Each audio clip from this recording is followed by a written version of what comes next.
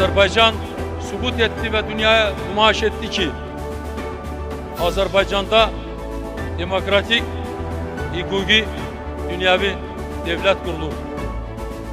Azerbaycan demokratiya yoluyla gelir.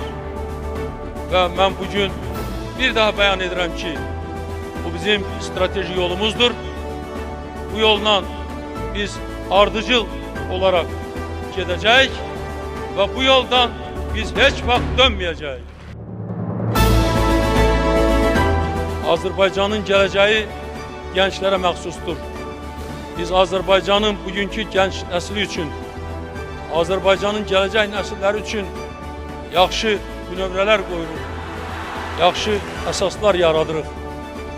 En əhəmiyyətli faktor ondan ibarətdir ki, Azerbaycan'ın müstəqil devleti yaranıp, möhkəmlənib, inkişaf edir ve Azerbaycan'ın devlet müstəqilliği sarsılmazdır ve ebedidir.